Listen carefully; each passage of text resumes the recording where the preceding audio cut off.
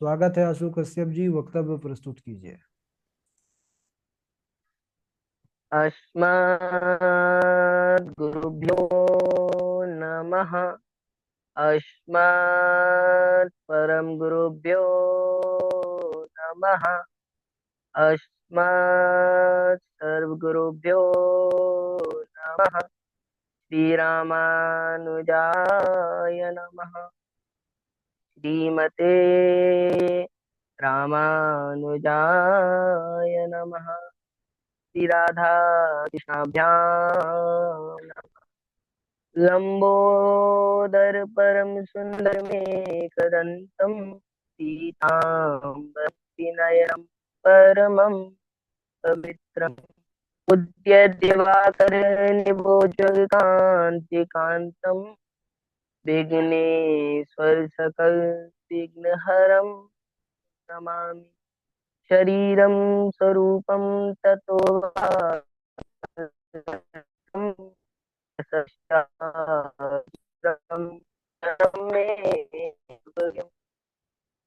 मनश्चेनलं श्रीगुरुरङ्गपद्मे ततः किं ततः किं ततः किं ततः किं। नारायणं नमस्कृत्य नरं चरोत्तमं देवीं सरस्वतीं व्यासं ततो जयमुदीरयेत्। जयतु देवो देवकी नन्दनोऽयं। जयतु कृष्णो वृषणीवंशा प्रदीपा। जयतु मेघा श्यामलः कोमलाङ्गं।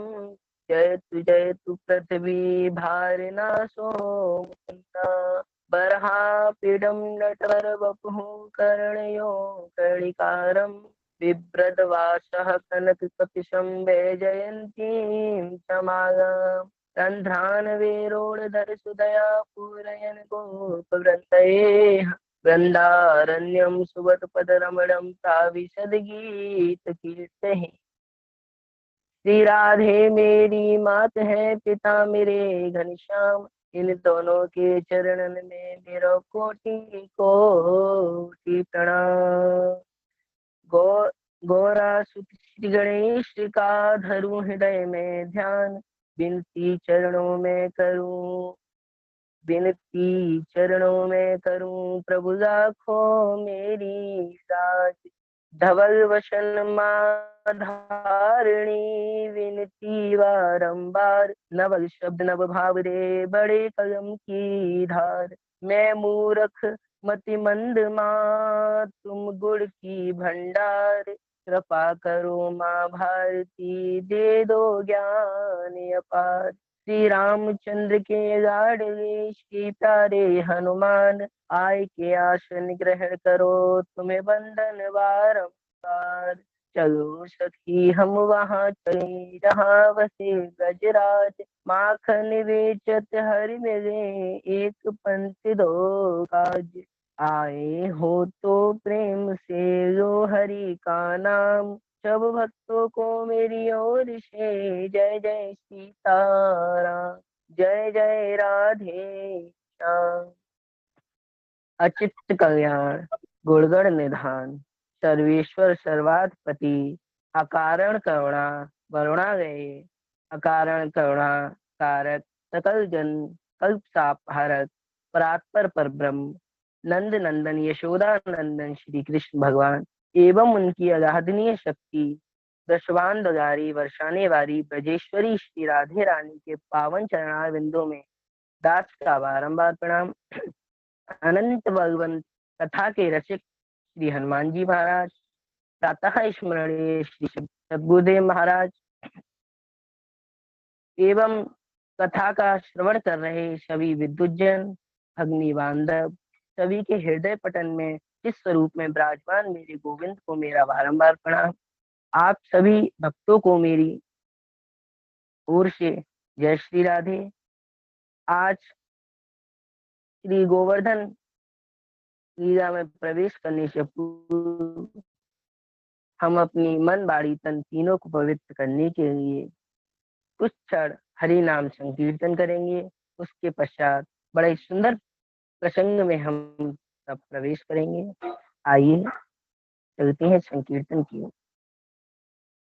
मेरो राधा रमन राधा राधा, मेरो राधा रमन राधा राधा, मेरो राधा रमन राधा राधा, मेरो राधा रमन राधा राधा।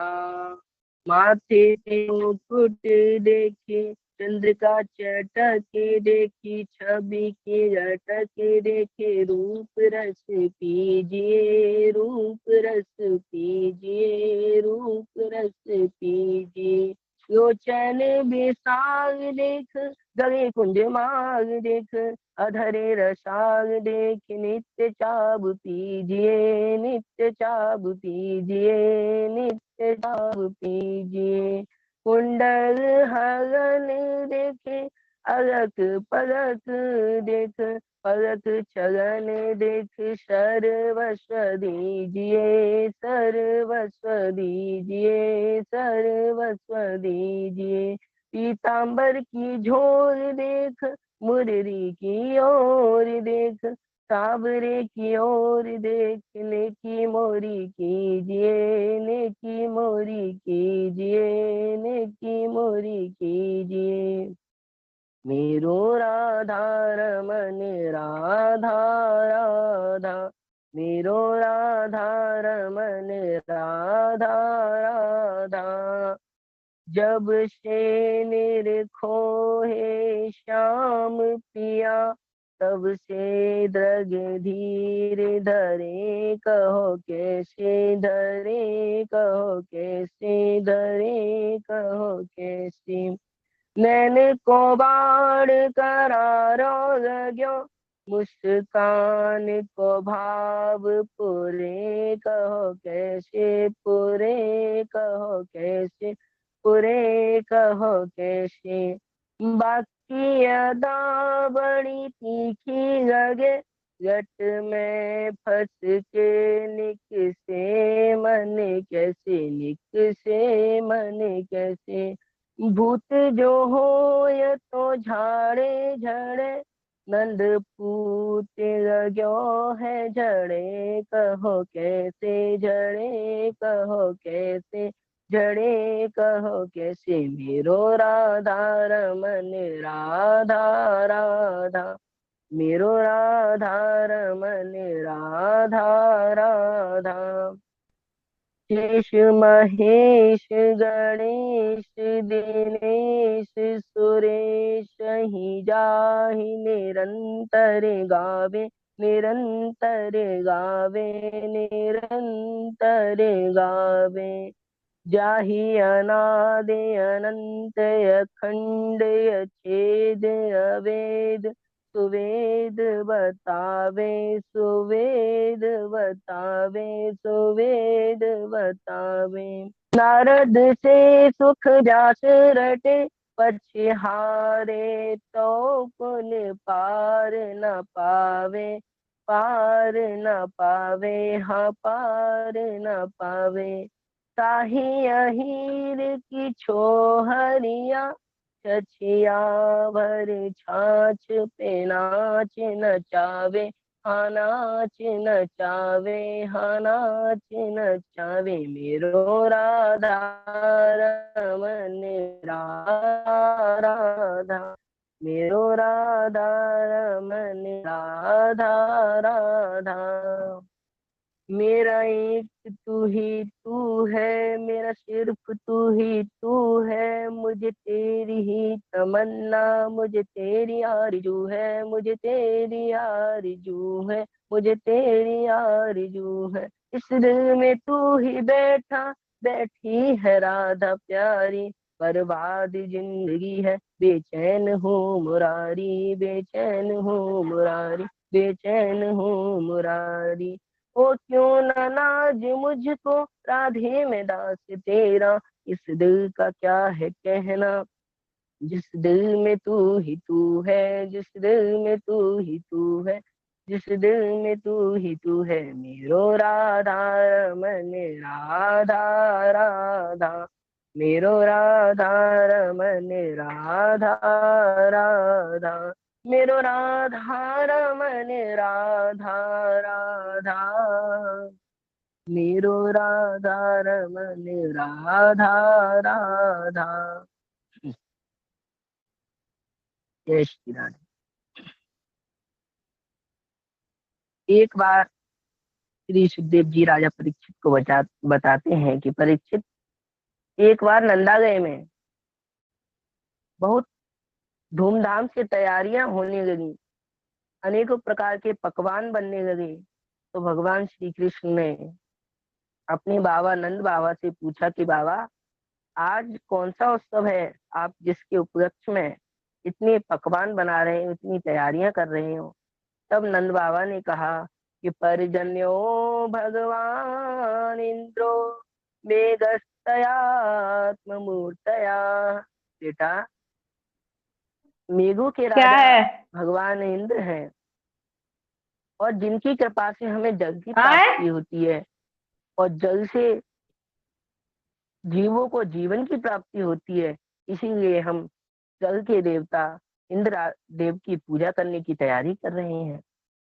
भगवान श्री कृष्ण ने कहा, बाबा, कर्मणा जायते जंतु कर्मणैव विलीयते, सुखम दुखम भयम क्षेमम कर्मणैवाभिपद्यते। कि बाबा, जब जीव अपने कर्मों के द्वारा ही जन्म पाता है और कर्मों के द्वारा ही उसे मृत्यु प्राप्त होती है, कर्मों के द्वारा ही उसे दुख सुख और कल्याण की प्राप्ति होती है। तो जब सब कुछ कर्मों पर ही आधारित है, तो हम देवराज इंद्र की पूजा क्यों करें? ये तो उनका कर्म है, तो वे अपने कर्म को कर रहे हैं, और हमें अपना कर्म करना चाहिए, ना कि देवराज इंद्र की पूजा करनी चाहिए। जब श्री कृष्ण भगवान ने ऐसा कहा तो नंद बाबा ने पूछा, गागा, हमारा क्या कर्म है, तू ही हमें बता। तब श्री कृष्ण भगवान ने कहा कि बाबा, हम वैश्य हैं, हमारी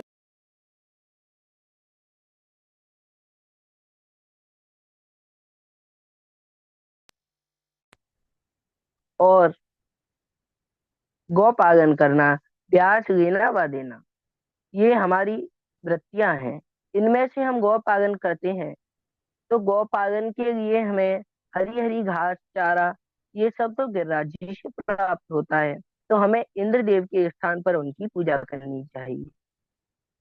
नंद आदि गोपगण सभी श्री कृष्ण की इस बात से सहमत हुए, और सभी ने पूछा कि गागा, तेरे देवता की पूजा कैसे होगी, हमें नहीं पता, तू ही बता। भगवान श्री कृष्ण ने कहा कि जो सामग्री आपने श्री अ, इंद्रदेव के लिए इकट्ठी की है, आप उसी सामग्री से गिरिराज जी का पूजन कीजिए। और सभी ब्रजवासी सब सामान को छकड़ों में भर भर कर गिरिराज जी की तलहटी में आप पहुंचे। सबसे पहले 7 कोस के गिरिराज जी को स्नान कराने लगे, और जब स्नान कराने लगे तो ब्रजवासी थकने लगे। यहाँ जब श्री कृष्ण ने देखा तो उन्होंने गंगा जी का स्मरण किया, और तभी वहां मानसी गंगा प्रकट हो गई। बोलिए मानसी गंगा की जय। मानसी गंगा वहां पर प्रकट हो गई, और मानसी गंगा से गोवर्धन जी को स्नान कराया, षोडशोपचार से उनका पूजन किया, और 56 भोग लगाया। उसी समय हमारे गिरिराज जी वहां प्रकट हो गए, और प्रकट होकर भोग लगाने लगे सबके सामने। जब गिरिराज जी भोग लगा रहे थे, तब सभी ने पूछा, आप कौन हो? गिरिराज जी ने कहा, शेर रश्मि, मैं गिरिराज हूँ। आज ब्रजवासियों का बड़ा आनंद मिला, क्योंकि अब तक उन्होंने कभी इंद्रदेव के दर्शन नहीं किए, दर्शन नहीं देते थे उन्हें इंद्रदेव। पूजा उन्होंने करी लेकिन दर्शन नहीं मिले, लेकिन आज जो गिरिराज जी की पूजा की तो उन्होंने स्वयं देखा कि भगवान भोग लगा रहे हैं।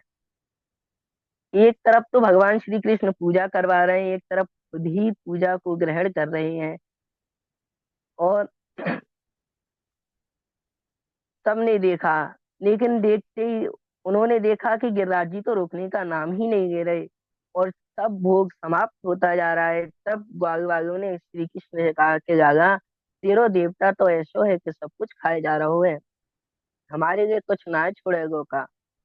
तब भगवान ने कहा कि ये देवता जितनो देतो है ना, वैसे दुगनो करके देतो है। आप इस बात की चिंता मत करो, बस भक्ति भाव से इनके गुण गाए जाओ। सभी ब्रजवासियों ने प्रेम पूरे प्रेम से आनंद से गिरिराज जी को भोग लगाया और गिरिराज जी का पूजन किया। पूजन करने के बाद जब वे ब्रज में लौट कर आए और यह बात इंद्रदेव को पता पड़ी, एक छोटे से बालक के कहने पर ब्रजवासियों ने मेरी पूजा को छोड़ करके उस पर्वत गोवर्धन की पूजा की है, तो उनके क्रोध का ठिकाना ना रहा। उन्हें बहुत क्रोध आया और क्रोध में उन्होंने सांगवर्तक नाम के ब्लैक रथ को बुला करके आदेश दिया और कहा, जाओ जाकर के ब्रज मंडल पर इतना बरसों के साथ जलमग्न कर दो। मेघों ने तुरंत आदेश का पालन किया। ब्रज मंडल में घनघोर वर्षा होने लगी, मूसलाधार बारिश हुई, यानी जो उनकी बूंदें थी बारिश की, वो मूसल की बराबर होने लगी। जब इस विपत्ति को आता देखा, इतनी बारिश को देखा, तो सभी ब्रजवासी श्री कृष्ण के पास आए और कहने लगे, दादा तेरे कहने पे हमने इंद्र की पूजा को छोड़ करके गिरिराज जी की पूजा की, अब तू ही बचा। जब भगवान श्री कृष्ण ने कहा कि जिस देवता की तुमने पूजा करी है तुम्हें वो ही बचाएंगे, चलो सब गोवर्धन के पास चलते हैं, वही हमें अब बचाएंगे। श्री कृष्ण भगवान सबको लेकर के गोवर्धन पुनः आ गई और गोवर्धन में आकर के उन्होंने इधर उधर देखा, इधर उधर देख करके और कहने लगे ब्रजवासियों से कि यह पर देवता हमसे कह रहे हैं कि मोकू उठाई के छाता बना लो। ब्रजवासियों ने हंसकर कहा, गागा ये कोई छाता बनाने की चीज ना है, ये तो 7 कोस पर लंबो चौड़ा पर्वत है, हम इसका एक पत्थर नहीं उठा पाएंगे। जब भगवान श्री कृष्ण ने देखते ही देखते सबके और 7 कोस के गिरिराज जी को अपनी बाएं हाथ की कनिष्ठा उंगली पर धारण कर लिया। बोलिए गिरिराज जी भगवान की जय। गिरिराज जी उठाने के कारण हमारे गोविंद भगवान का नाम गिरधारी भी पड़ गया। आज जितने भी ब्रजवासी हैं सब गोवर्धन के नीचे आ गए और सबने अपनी अपनी लाठियां लगा दी। श्री कृष्ण भगवान एक मुद्रा में खड़े होकर के गिरिराज जी को साध रहे हैं, सभी ब्रजवासी उन्हें निहार रहे हैं और बड़ा आनंद आ रहा है उन्हें। आज 6 दिन व्यतीत हो गए, 6 दिन तक भगवान श्री कृष्ण एक ही मुद्रा में खड़े हुए हैं। ब्रजवासियों ने सोचा, अरे जब से गोवर्धन को कन्हैया ने अपनी नक पर लिया है ना, तब से हम सब ने अपनी गांठियां बदली, लेकिन हमारा श्याम तब से ऐसा का ऐसा ही खड़ा है। सभी ब्रजवासियों ने श्री कृष्ण से कहा कि दादा हमने साध रखो है, तू ऐसो कर अपनी तू भी थोड़ी देर विश्राम कर ले। भगवान श्री कृष्ण ने कहा कि नहीं, आप रहने दीजिए, मैं ऐसे ही ठीक हूँ। लेकिन ब्रजवासियों ने जब जिद की, नहीं माने, तो भगवान श्री कृष्ण ने कहा कि अरे इनमें तो अहंकार आ गया, ये मैं का अहंकार भगवान को अच्छा नहीं लगता, भगवान तुरंत इसका हरण कर लेते हैं, खासकर तो अपने भक्तों में। भगवान के भक्त भगवान अपने भक्तों में केवल अहंकार नहीं देखना चाहते। भगवान कह देते हैं सब चीज मेरे पास है परंतु अहंकार नहीं है। अगर मेरे भक्त मुझे कुछ देना चाहते हैं तो अपना अहंकार दे, मैं उसी को स्वीकार करूंगा। महाराज भगवान ने आज सभी ब्रजवासियों का अहंकार तोड़ने के लिए जैसे ही अपनी उंगली को थोड़ा सा नीचे किया, इस सब की गांठें चढ़ चढ़ करके टूट गईं। सभी ब्रजवासी आश्चर्यचकित रह गए। उन्होंने सोचा कि हम सब में इतना बल नहीं, इस पर्वत को तनिक भी साध सके, और इस छोटे से कन्हैया ने तो 6 दिन से इस पर्वत को साध रखा है, अवश्य इसमें कुछ ना कुछ मायावी शक्ति है, दैवीय शक्ति है। सबने जाकर के नंद बाबा से पूछा कि नंद बाबा, सच सच बताना, क्या तुम्हारे गागा में वाकई में कोई दैवीय शक्ति है? नंद बाबा ने कहा, अरे नहीं नहीं भाई, आप तो गलत समझ रहे हो। जब गुरु गर्गाचार्य कान्हा का नामकरण संस्कार करने आए थे, तभी उन्होंने हमें बता दिया था कि ये बालक कोई साधारण नहीं होगा, इसके गुण साक्षात नारायण के समान होंगे और ये गोकुल की बड़ी बड़ी विपत्तियों से रक्षा करेगा। तो वही प्रभाव दिख रहा है। सभी ब्रजवासियों ने सोचा, नंद बाबा ने तो टाल दिया, चलो गागा से पूछते हैं। कन्हैया के पास आ गए। कन्हैया से कहा, अरे गागा, तू तो सच बता दे, इतना बल तेरे अंदर कहाँ से आयो? तब भगवान श्री कृष्ण ने कहा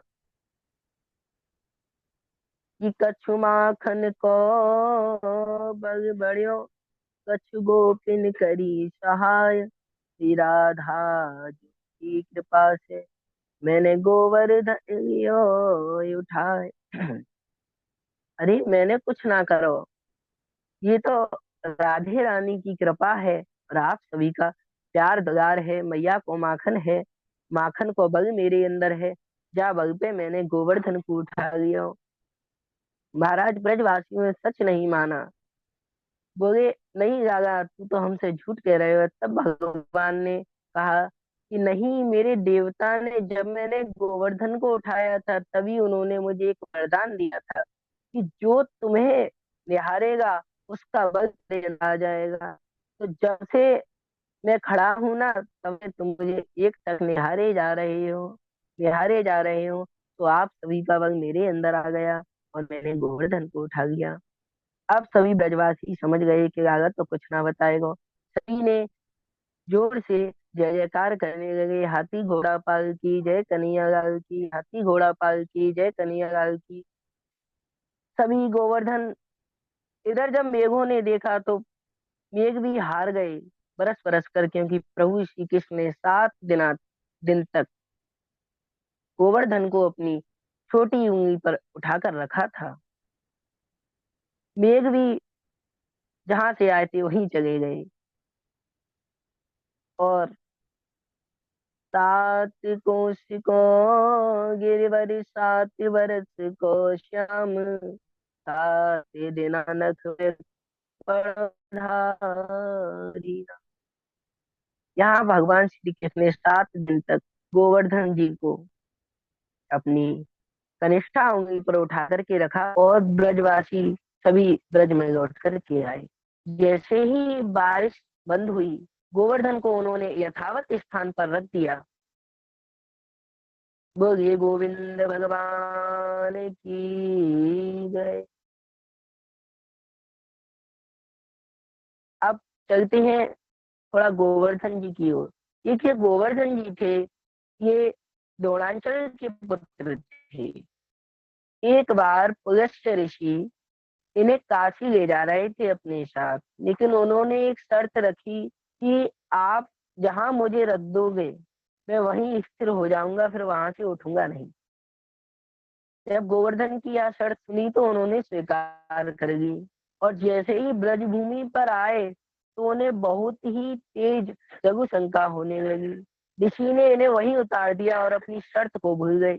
और जब वह लघु शंका से निवृत्त होकर पुनः इन्हें उठाना चाहा तो गिरिराज जी नहीं उठे।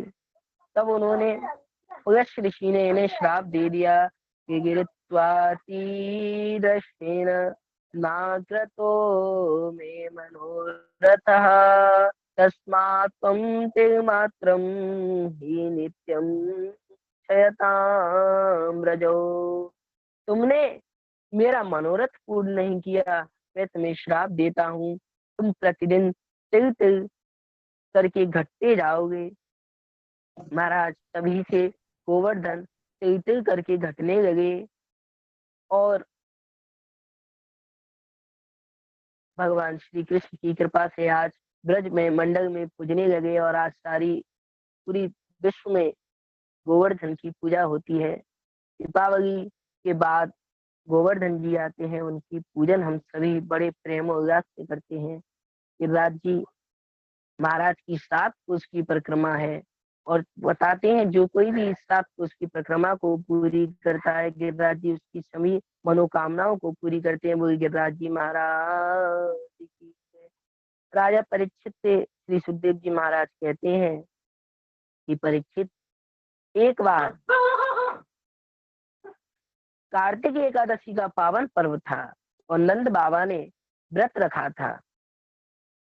रात को 12 बजे आसुरी वेगा में उन्हें भ्रम हो गया कि ब्रह्म मुहूर्त है, और उन्होंने यमुना जी में स्नान करने जैसे ही वहां उतरे, ये वरुण देव के दूत उन्हें पकड़ कर ले गए। वरुण देव के दूतों ने उन्हें बंदी बना लिया और वरुण लोक में डाल दिया। जब सुबह सभी ब्रजवासियों ने नंद बाबा को ढूंढा, नंद बाबा नहीं मिले, तो सभी ब्रजवासी चिंतित हो गए। और जब हमारे कन्हैया जी ने उनके कपड़ों को, वस्त्रों को यमुना के तट पर देखा, तो वे सब समझ गए और तुरंत यमुना में कूद गए।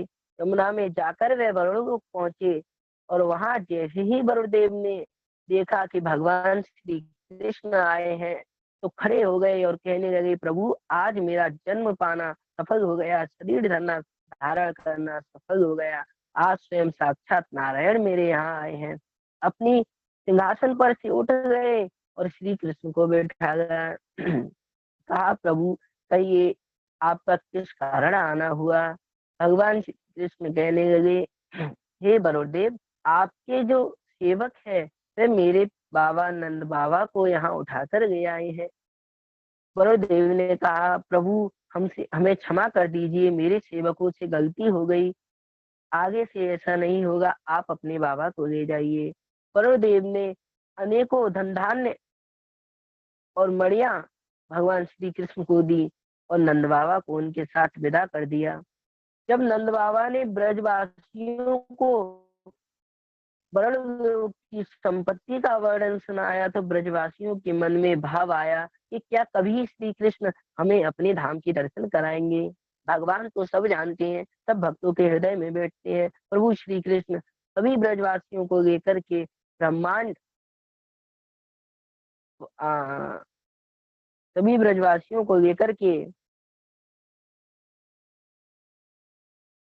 ब्रह्म सभी ब्रजवासियों को लेकर के ब्रह्मांड कुंड में आ गई, और जैसे ही उन्होंने वहां डुबकी लगाई, अपने आप को भगवान श्री कृष्ण के लोक में पाया। वहां भगवान श्री कृष्ण की 4 भुजाएं थी। भगवान श्री कृष्ण की बड़ी भारी सवारी निकाली जा रही थी। वहां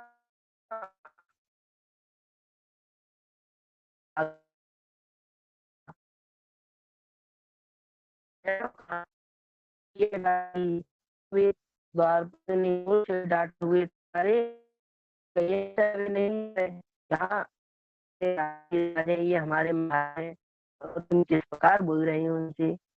जब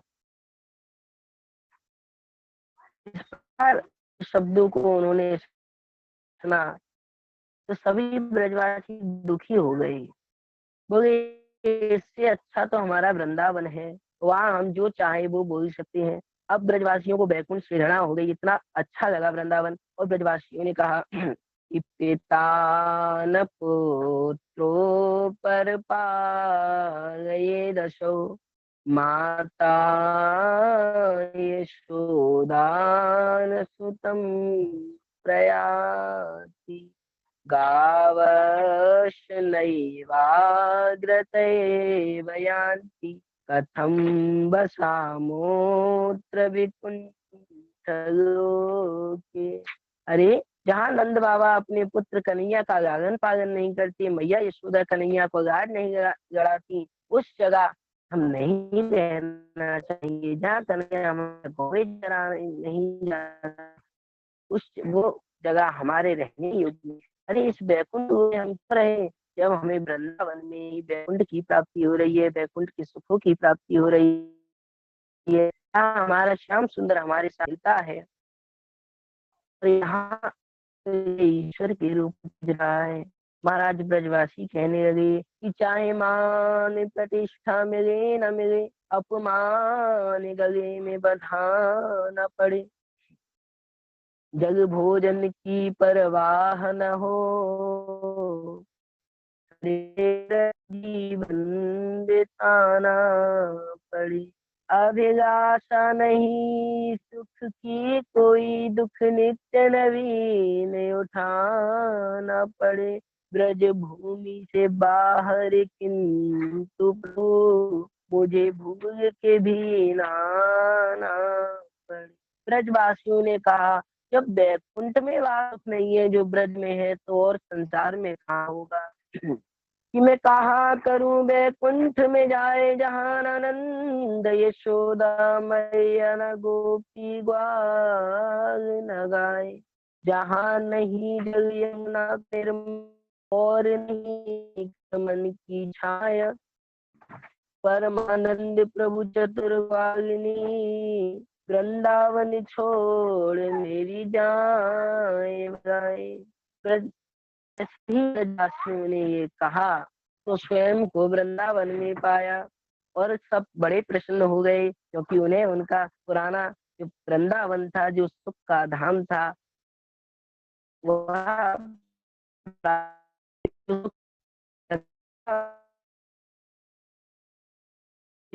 वह कहीं नहीं है।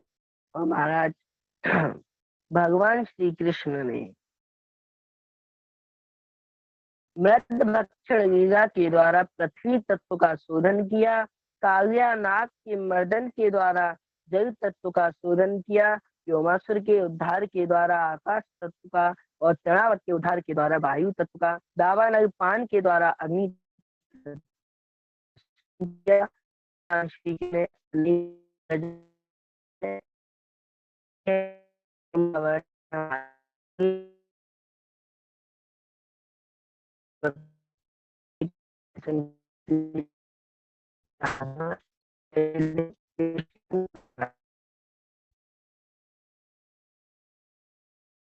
राधा नाम अमंगल हारी, मंगलकारी।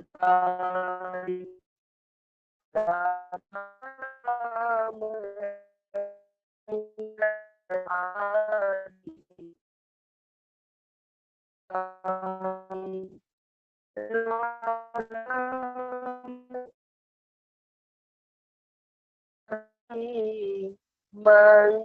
मंगलकारी। राधा नाम अमंगल हारी, मंगलकारी। श्वास श्वास रटो राधा राधा, श्वास श्वास रटो राधा राधा। यही नाम मिटाए हर एक बाधा, नाम मिटाए हर एक बाधा। राधा नाम है कल्याणकारी, अमंगल हारी। राधा नाम अमंगल हारी, मंगलकारी। ये दास तो राधा नाम का पागल, दास तो राधा नाम का पागल। बाजे श्री बन के ये पायल, बाजे श्री जी की बन बन पायल। राधा नाम का बन जा भिखारी, मंगलकारी। राधा नाम अमंगल हारी, मंगलकारी। जय श्री राधे।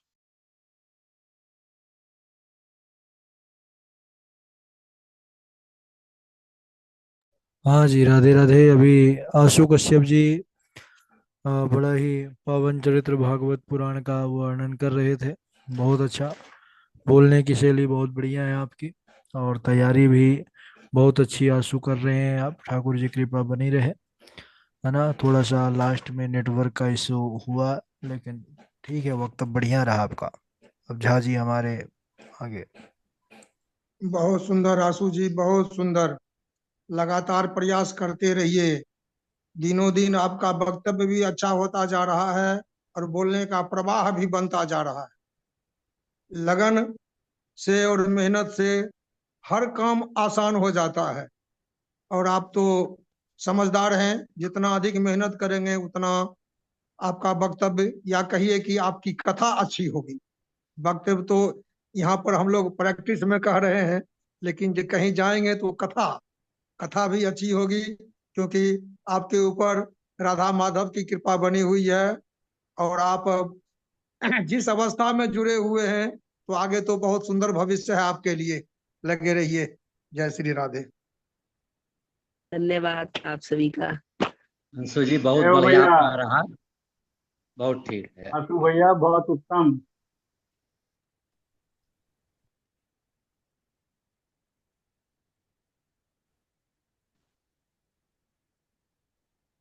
चलिए, बहुत बढ़िया। हाँ।